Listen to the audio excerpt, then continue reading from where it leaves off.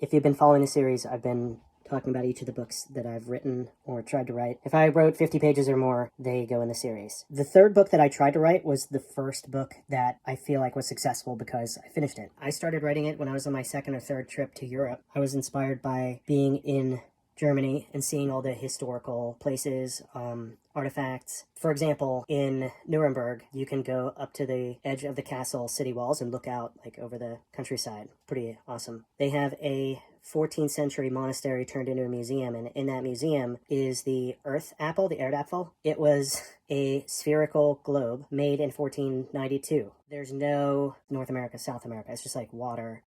Maybe they drew like monsters on it and stuff. It's pretty crazy to see. German guy who made it definitely like understood the world differently than we understand it today. Not just like he had different values, but he literally thought the world didn't contain a bunch of land masses, like huge ones that like Europeans know about now. And of course, like people knew about it because people lived here. I was inspired by visiting the Berlin Wall, like what remains of it on Bernauer Strasse, and seeing the lookout tower and the gravel death strip between the two parts of the wall, and the East Side Gallery near Ostbahnhof, the train station there. Anyways, I got this idea, like, before my first visit to Europe in 2011, like, I did not care about history, didn't like history, was never good at remembering stuff, and I thought that history was about, like, remembering things. What I experienced was, like, curiosity, like, genuine curiosity that I had felt about other stuff, but never cared about history.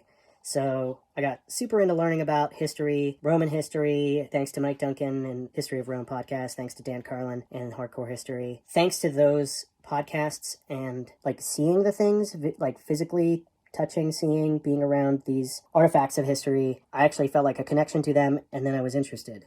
And so I came up with this idea like about a kid who was bored by school. He was no dummy, but he was bored by school, like a lot of us have been. When he visits Germany, history comes alive. It's like, kind of like Peabody and Sherman, but like a little bit more philosophical. I really liked writing it. I enjoyed it. I wrote like 50,000 words in 4 weeks while I was there, and then I kept writing when I got back, and I think it topped off at about 60,000 words.